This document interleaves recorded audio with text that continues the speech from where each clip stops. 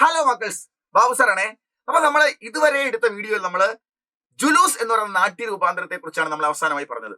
ഇനി നമുക്ക് പഠിക്കാനുള്ളത് പ്രധാനമായിട്ട് നമുക്ക് 5 മാർക്കിന് ചോദിക്കുന്ന 4 മാർക്കിന്റെ ആശയം എഴുതാനും 1 മാർക്കിന്റെ തത്വം എഴുതാനും ചോദിക്കുന്ന ഏറ്റവും പ്രധാനപ്പെട്ട ഒരു ചാപ്റ്ററാണ് നമുക്ക് പഠിക്കാനുള്ളത് മക്കളെ. ദോഹെ, കബീർദാസ്ജിയുടെ ദോഹെ. കബീർദാസ്ജിയുടെ ദോഹെ, അദ്ദേഹം നല്ലൊരു സാമൂഹ്യ പരിഷ്കർത്താവും ഭക്തികാലീന കാലഘട്ടത്തിലെ ഏറ്റവും നല്ല സാമൂഹ്യ പരിഷ്കർത്താവായിരുന്ന കവിയാണ്. ഓക്കെ, ഇദ്ദേഹം ഉത്തർപ്രദേശിലെ കാശിക്ക് അടുത്തുള്ള നീരു നീമ എന്ന് പറയുന്ന ദമ്പതിമാരുടെ അവർക്ക് കിട്ടിയ വളർത്തു മകനായിട്ടാണ് കിട്ടുന്നത്. എന്ന് പറഞ്ഞാൽ ഉത്തർപ്രദേശിലെ കാശി എന്ന് പറഞ്ഞ ലൽത്താര കുളിക്കടവിലൂടെ അവർ പോകുന്ന സമയത്ത് അവർക്ക് കുഞ്ഞിന്റെ കരച്ചിൽ കേട്ടു. അങ്ങനെ അവർ ആ കുഞ്ഞിനെ എടുത്തു കൊണ്ടുപോയി അവർ വളർത്തുകയാണ് ചെയ്യുന്നത്. ആരും ആ കുഞ്ഞിന് അവകാശികളായിട്ട് വന്നതുമില്ല. അന്നത്തെ കാലഘട്ടത്തില് ഗുരുകുല വിദ്യാഭ്യാസ പ്രകാരം അന്നത്തെ പ്രസിദ്ധനായ രാമാനന്ദൻ എന്ന് പറയുന്ന സന്യാസിയുടെ അടുത്തേക്കാണ് കബീർദാസിനെ വിദ്യാഭ്യാസത്തിന് വേണ്ടി വരുന്നത്. അങ്ങനെ അദ്ദേഹം അങ്ങനെ വളർന്നു വന്നു. ഹിന്ദു മുസ്ലിം മതമൈത്രിയുടെ ഏറ്റവും പ്രഗത്ഭനായ ഒരു സന്ദേശവാഹകനായി കബീർദാസ് വളർന്നു. അദ്ദേഹം 2 മതങ്ങളിലെയും അന്ധവിശ്വാസങ്ങൾക്കും അനാചാരങ്ങൾക്കെതിരെ പോരാടി ഏറ്റവും നല്ലൊരു സാമൂഹ്യ പരിഷ്കർത്താവായിരുന്നു കബീർദാസ്. അദ്ദേഹത്തിന്റെ വാക്കുകൾ അദ്ദേഹത്തിന്റെ ശിഷ്യന്മാരും മറ്റുമൊക്കെ എഴുതി വെച്ചതാണ് ഈ ദോഹയിൽ നമ്മൾ കാണുന്നത്. ഒരു ദോഹയും തൊട്ടടുത്ത ദോഹയും തമ്മിൽ യാതൊരു ബന്ധവുമില്ല. ഒരുപാട് സന്ദർഭങ്ങളിൽ പല സന്ദർഭങ്ങളിൽ പറഞ്ഞ ദോഹയെ നമ്മൾ ക്രോഡീകരിച്ചെടുത്ത് തന്നിരിക്കുന്നു. ഓക്കെ, അപ്പോ കബീർദാസ്ജിയുടെ ഗുരുവിന്റെ പേര് രാമാനന്ദൻ എന്നാണ്. മാതാപിതാക്കളുടെ പേര് നീരു എന്നും നീമ എന്നുമാണ്. ഇദ്ദേഹം ഹിന്ദു മുസ്ലിം മതമൈത്രിയുടെ ഏറ്റവും പ്രധാനപ്പെട്ട വക്താവ് കൂടിയായിരുന്നു. മാത്രമല്ല സാമൂഹ്യ പരിഷ്കർത്താവായിരുന്നു. അന്ധവിശ്വാസങ്ങൾക്കും അനാചാരങ്ങൾക്കെതിരെ പോരാടിയ 15ാം നൂറ്റാണ്ടിൽ ജീവിച്ചിരുന്ന ഏറ്റവും പ്രസിദ്ധനായ സാഹിത്യകാരന്മാരിൽ ഭക്തി ശാഖയിൽപ്പെട്ട ഒരാളാണ് കബീർദാസ്. അദ്ദേഹത്തിന്റെ 5 ദോഹകളാണ് നമുക്കിവിടെ തന്നിരിക്കുന്നത്. ഈ 5 ദോഹകൾ നമുക്കൊന്ന് പരിശോധിച്ച് നോക്കാം മക്കളെ. ഒന്നാമത്തെ ദോഹെ, ഇത് നമ്മൾ ആദ്യം മനസ്സിലാക്കേണ്ട കബീർദാസ്ജിയുടെ ദോഹെ ഏത് ഭാഷയിലാണ് എഴുതിയത് എന്ന് ചോദിച്ചാൽ അത് സദുക്കടി ഭാഷയിലാണ് എഴുതിയതെന്ന് പ്രത്യേക ഓർമ്മയാണ്. സദുക്കടി ഭാഷ, അദ്ദേഹത്തിന്റെ ഭാഷ സദുക്കടി ഭാഷയാണ് കബീർദാസ് എഴുതിയത്. ഓക്കെ, ഇനി നമ്മളോട് ചോദിക്കുന്നത് ഒന്നാമത്തെ ദോഹയാണ്. 4 മാർക്കിന് നമ്മളോട് ആശയം എഴുതാൻ വേണ്ടി ചോദിച്ചേക്കാം. എങ്ങനെയാണ്? ബുരാജോ ദേക്കൻ മേ ചല ബുരാന മിലിയ കോയി ജോ ദിൽ ഖോജോ അപ്പന മുജ്സാ ബുരാന കോയി. അതായത് ബുരാജോ ദേക്കൻ മേ ചല, മോശമായതിനെ അന്വേഷിച്ച് ഞാൻ ഇറങ്ങി. ബുരാന മിലിയ കോയി, ആരിലും ഞാൻ ഒരു മോശം കണ്ടിട്ടില്ല. ഓക്കെ, കുറ്റങ്ങൾ കണ്ടെത്താൻ കഴിഞ്ഞില്ല. ജോ ദിൽ ഖോജോ അപ്പന, പക്ഷെ അവസാനം തെറ്റുകുറ്റങ്ങൾ അന്വേഷിച്ച് ഞാൻ എന്റെ മനസ്സിലേക്ക് നോക്കി. മുജ്സാ ബുരാന കോയി, എന്നേക്കാൾ തെറ്റും അപരാധവുമുള്ള ആളുകളെ ഞാൻ വേറെ കണ്ടതുമില്ല. അപ്പൊ ചോദ്യം ഇതാണ്, ബുരാജോ ദേക്കൻ മേ ചല ബുരാന മിലിയ കോയി ജോ ദിൽ ഖോജോ അപ്പന മുജ്സാ ബുരാന കോയി എന്നതിന്റെ മലയാളം, ഞാൻ കുറ്റങ്ങൾ കണ്ടുപിടിക്കുവാൻ നടന്നു. ബുരാന മിലിയ കോയി, എനിക്ക് കുറ്റങ്ങളെ കണ്ടെത്താൻ സാധിച്ചില്ല. ജോ ദിൽ ഖോജോ അപ്പന, ഞാൻ എന്റെ ഹൃദയത്തിലേക്ക് നോക്കിയപ്പോൾ മുജ്സാ ബുരാന കോയി, എന്നേക്കാൾ കുറ്റക്കായി മറ്റാരുമില്ലെന്ന് കണ്ടു. എന്ന് പറഞ്ഞാൽ നമ്മൾ മറ്റുള്ളവരെ കുറ്റം പറയാൻ വേണ്ടി ഇറങ്ങുന്ന ആളുകളാണ്. എന്നാൽ ആദ്യം നിങ്ങൾ നിങ്ങളിലേക്ക് നോക്കൂ. നിങ്ങളിലെ കുറ്റവും കുറവും തീർത്തതിന് ശേഷം മാത്രമേ മറ്റുള്ളവരെ പറ്റി അഭിപ്രായം പറയാവൂ എന്ന സന്ദേശമാണ് അദ്ദേഹം ഇതിൽ പറയുന്നത്.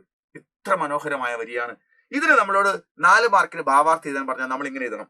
കവി കാത്തഹെ, കവി പറയുന്നു കി എന്തെന്നാൽ ബുരേ ലോകോക്കോ, ചീത്തയായ ആളുകളെ ഡൂണ്ടുത്തേ വേ ചലെ, മറ്റുള്ളവരുടെ കുറ്റവും കുറവും കണ്ടുപിടിക്കാനായിട്ട് ഞാൻ ഇറങ്ങി പുറപ്പെട്ടു. ലേക്കിൻ എന്നാൽ കൊയ് ബുര ആത്മീ നിഹിമില, ചീത്തയായ ഒരാളെയും എനിക്ക് കാണാൻ കഴിഞ്ഞിട്ടില്ല. അന്തുമേയും അവസാനം ഉനോനെ അപ്പനെ ദിൽമേ ഖോജ, കവി പറയുന്നു ഞാൻ എന്റെ ഉള്ളിലേക്ക് ഒന്ന് അന്വേഷിച്ചു നോക്കി. അർത്ഥാത് അപ്പനെ ബാരേമേ സോച്ച, അതായത് ഞാൻ എന്താണ് എന്നുള്ളതിനെ കുറിച്ചൊക്കെ ഒന്ന് ചിന്തിച്ചു. തബ് സമച്ചിലിയ, അപ്പൊ എനിക്ക് മനസ്സിലായി കി എന്തെന്നാൽ അപ്പനെ സമാൻ ബുര, എന്നെ പോലെ ചീത്തയായിട്ട് ദൂസരാ കോയി നെഹിഹെ, മറ്റാരും തന്നെ ഇല്ല.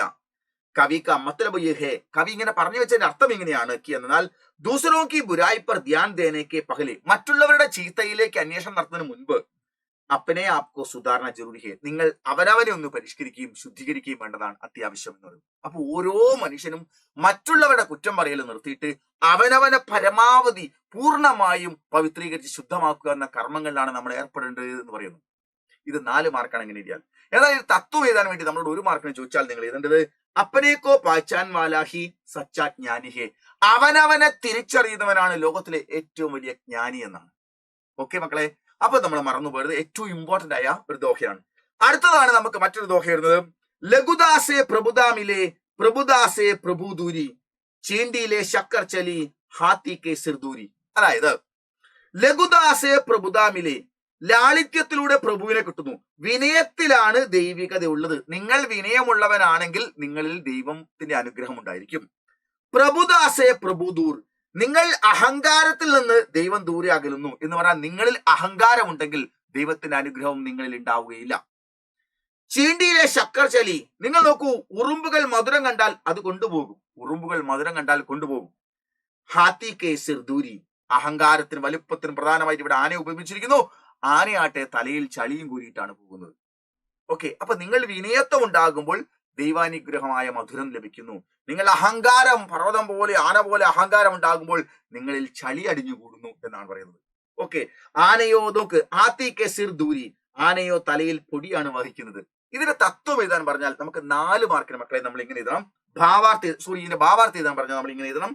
കവി കാത്തഹേ, കവി പറയുന്നു കി എന്തെന്നാൽ ഹം വിനമ്രത ദിഖായത്തു, നമ്മൾ വിനയത്വം കാണിക്കുകയാണെങ്കിൽ ഹമേം ഈശ്വരീയത്വമിലേക, നമ്മൾ വിനയത്വം കാണിക്കുകയാണെങ്കിൽ നമുക്ക് ഈശ്വരീയത്വം കിട്ടും. ലേക്കിൻ എന്നാൽ ഹം അഹങ്കാർ ദിക്കായത്തു, നമ്മൾ അഹങ്കാരമാണ് പ്രകടിപ്പിക്കുന്നതെങ്കിൽ ഈശ്വർ ദൂർ ഹോക, ഈശ്വരൻ നമ്മളിൽ നിന്ന് ദൂരെ അകലും. ഉദാഹരൺ കെ രൂപേ കവി കാത്തേ, ഉദാഹരണമായിട്ട് കവിയുടെ പറയുന്നത് എന്താണ്?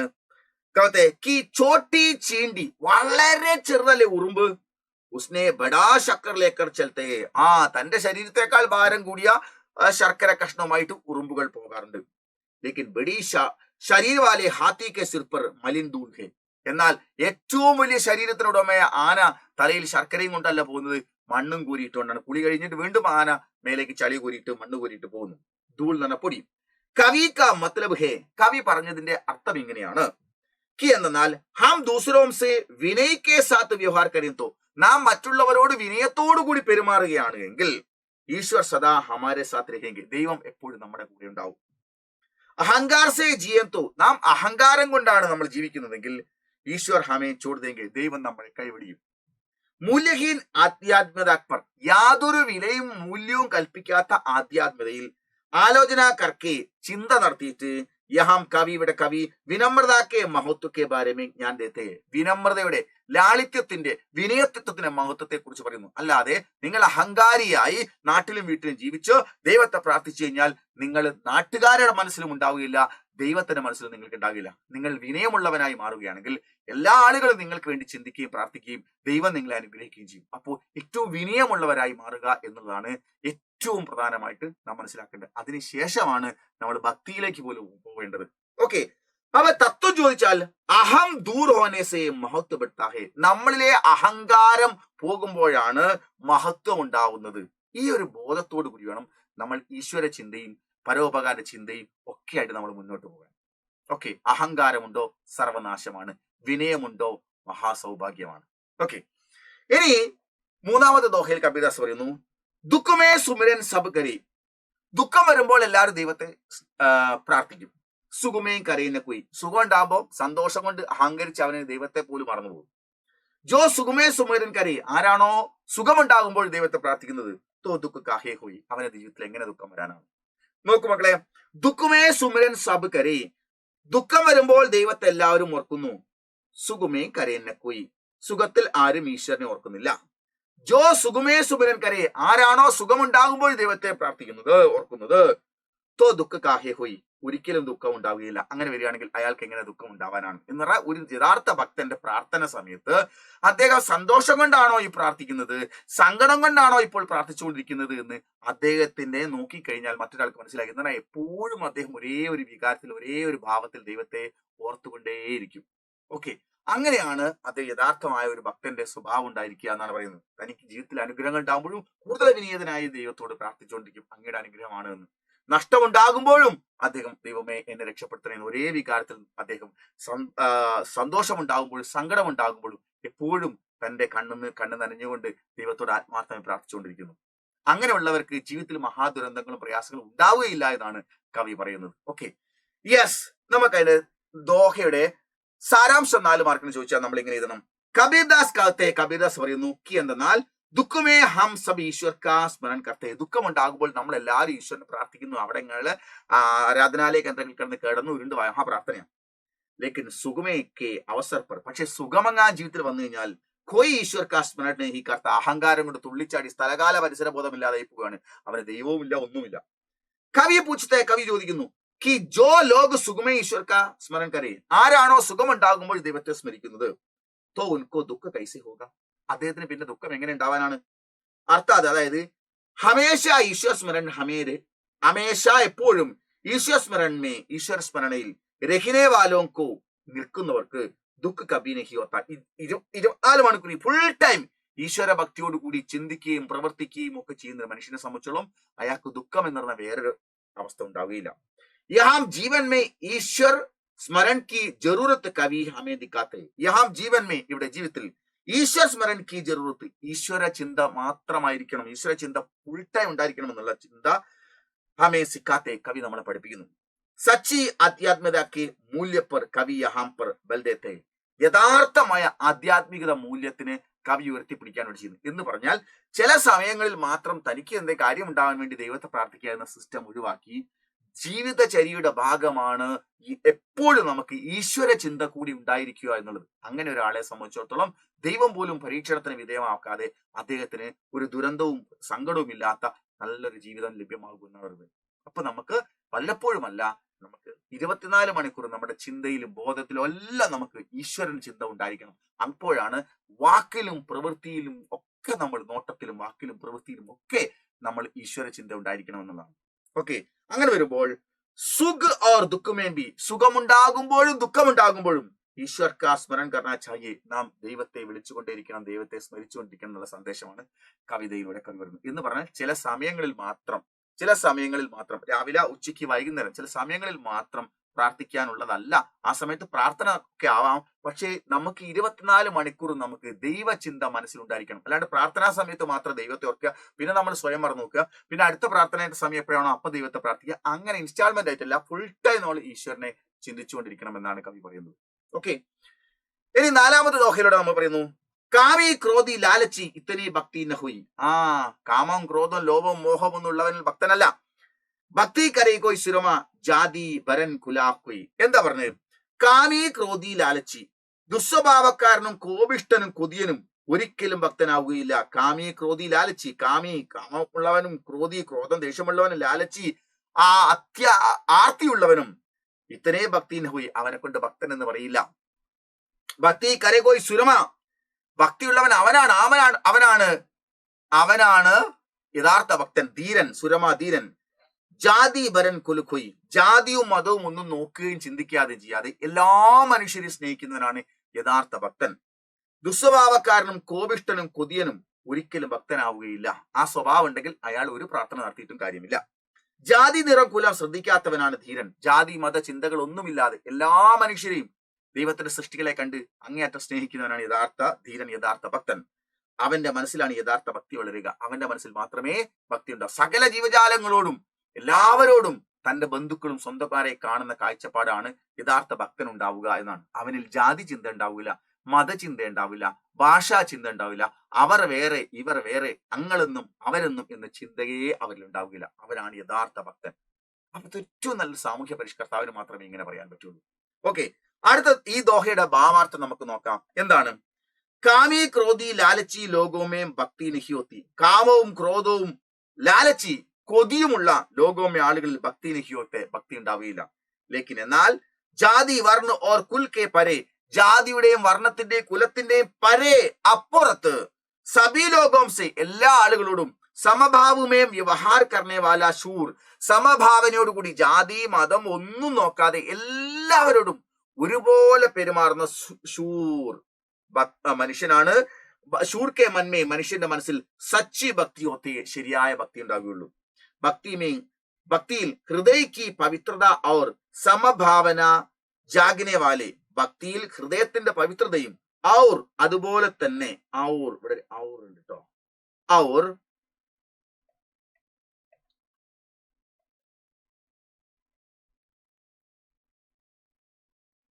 അല്ലെ, ഔർ സമഭാവന ജാഗനെ വാല, സമഭാവന വെച്ചു പുലർത്തുന്ന യേ പങ്ക്തിയാം, ഈ വരികൾ ദ്വാര വഴി കവി മൂല്യഹീൻ ഓർ കപട ധാർമ്മികത അപ്പർ, യാതൊരു വിലയും കൽപ്പിക്കാത്തതും മൂല്യമില്ലാത്തതും കാപട്യം നിറഞ്ഞതുമായ ധാർമ്മികത അപ്പർ നിയമാവലിയിൽ യഹാം പർ ആലോചന കർത്തേ, അതായത് കാപട്യം നിറഞ്ഞതും അതുപോലെ തന്നെ മൂല്യമില്ലാത്തതുമായ ധാർമ്മിക പ്രവർത്തനങ്ങളെ കവി ഒരിക്കലും അംഗീകരിച്ചിരുന്നില്ല. കാപട്യം നിറഞ്ഞതും, അതായത് മതപരമായ ചില കർമ്മങ്ങൾ ചിലരൊക്കെ കാപട്യം വെച്ചുകൊണ്ട് ചെയ്യുന്നു.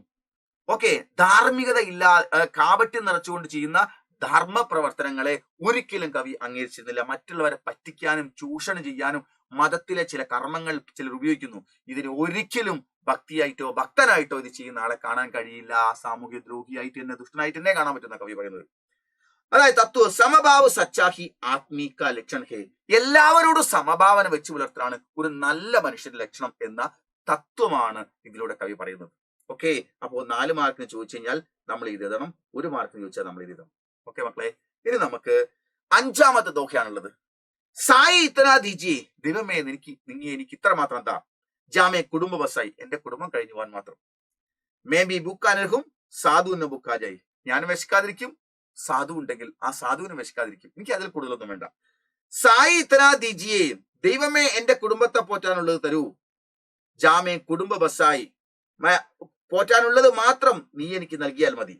മേ ബി ബൂക്കാനർഹും, എനിക്കും സൽസ്വഭാവിക്കും വിശക്കാതിരിക്കാൻ മാത്രമുള്ളത് നീ എനിക്ക് നൽകിയാൽ മതി. അതായത് സായി ഇത്തനാ ദീജിയെ, ദൈവമേ നീ എനിക്ക് ഇത്ര മാത്രം തന്നി, കൂടുതൽ വേണ്ട. ജാമേ കുടുംബ ബസായി, എന്റെ കുടുംബം പോറ്റാൻ മാത്രം.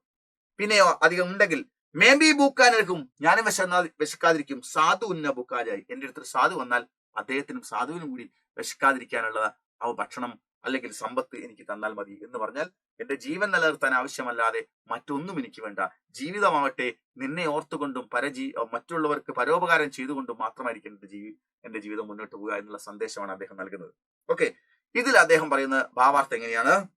കബീർദാസ് ഈശ്വർ സേ പ്രാർത്ഥന കർത്തേ, കബീർദാസ് ദൈവത്തോട് പ്രാർത്ഥിക്കുന്നു. നമ്മളൊക്കെ ഒരുപാട് എത്ര കിട്ടിയാലും ആർത്തിയോടുകൂടി കിട്ടിയാലും ആർത്തി മാറാതെയാണ് നമ്മൾ ദൈവത്തോട് പ്രാർത്ഥിക്കുന്നത്. ഈ ഭക്തിയൊന്നും ഭക്തിയല്ല എന്നാണ് കവി പറഞ്ഞുകൊണ്ടിരിക്കുന്നത്. കബീർദാസ് ഈശ്വർ സേ പ്രാർത്ഥന കർത്തേ, കബീർദാസ് ദൈവത്തോട് പ്രാർത്ഥിക്കുന്നു. കി എന്നാൽ ഹേ ഈശ്വർ, അല്ലയോ ദൈവമേ, ആപ്പ് ഹമേം ഇത്തനാ ധൻ ദീജിയെ, താങ്കൾ എനിക്ക് ഇത്രമാത്രം സമ്പത്ത് തന്നാൽ മതി. കി ജിസെ അപ്പനാ കുടുംബക്കോ, എനിക്ക് എന്റെ കുടുംബത്തെ സംരക്ഷൺ കർസകെ, എന്റെ കുടുംബത്തെ മറ്റൊരാളെടുത്ത് പോയിട്ട് ബുദ്ധിമുട്ടുണ്ടാക്കാത്ത രീതിയിൽ ജീവിച്ചു പോകാനുള്ളത് മാത്രം ദൈവം എനിക്ക് തന്നാൽ മതി.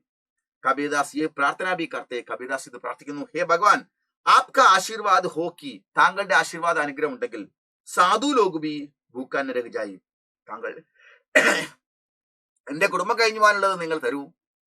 അങ്ങനെ അനുഗ്രഹിക്കുകയാണെങ്കിൽ ഈ നാട്ടിലെ സാധുക്കൾക്കും, സാധു മീൻസ് സന്യാസി അഥവാ ഭിക്ഷക്കാർ, അവർക്ക് കൂടി കൊടുക്കാനുള്ളത് എന്നെ ഏൽപ്പിച്ചാൽ അതും കൂടി ഞാൻ ഗംഭീരമായിട്ട് കൊടുക്കാം. ഓർ മേ ബി ഭൂക്കാൻ രഹിജായി, അതുകൊണ്ട് എനിക്ക് വിശക്കാതിരിക്കും, സാധു വിശക്കാതിരിക്കും, എന്റെ കുടുംബം വിശക്കാതിരിക്കും. ദൂസരോं की കഷ്ടതാവും पर ध्यान रखने के बारे में, മറ്റുള്ളവരുടെ പ്രയാസത്തെ കുറിച്ച് ശ്രദ്ധിക്കാൻ വേണ്ടി കവി ബദാത്തെ, കവിയോടെ പറയുന്നു എല്ലാവരും എന്റെ പ്രയാസം എനിക്ക് പോരാ എന്ന ചിന്തയാണ്, മറിച്ച് മറ്റുള്ളവരുടെ പ്രയാസം, മറ്റുള്ളവർക്ക് സഹായം എന്നതിനെ കുറിച്ച് ചിന്തിക്കുന്ന കവി പറയുന്നത്.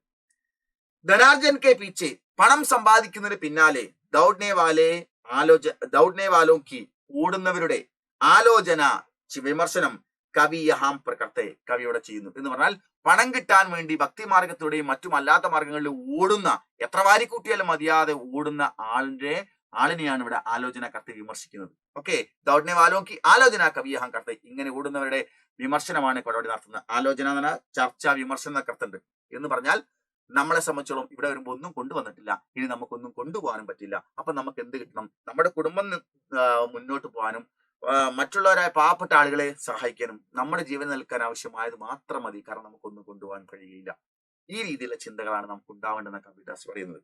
ദൂസരോं को കഷ്ടതാവും पर ध्यान रखना भी हमारे कर्तव्य है, മറ്റുള്ളവരുടെ പ്രയാസങ്ങളിൽ ശ്രദ്ധ വെക്കലാണ് നമ്മുടെ ഏറ്റവും പ്രധാനപ്പെട്ട കടമകളിൽ ഒന്ന് എന്ന് കബീർദാസ് പറയുന്നു. ഇത്രയും കാര്യങ്ങളാണ് നമുക്ക് ഈ ദോഹയിലൂടെ പഠിക്കാനുള്ളത്. ഇത് കൃത്യമായിട്ട് പഠിച്ചു കഴിഞ്ഞാൽ ഉറപ്പാണ് 5 മാർക്ക് ഉണ്ടാവും. അപ്പൊ ഗംഭീരമായിട്ട് പഠിക്കുക. മറ്റൊരു പാഠവുമായിട്ട് മറ്റൊരു വീഡിയോയിൽ വരാം. Okay, by.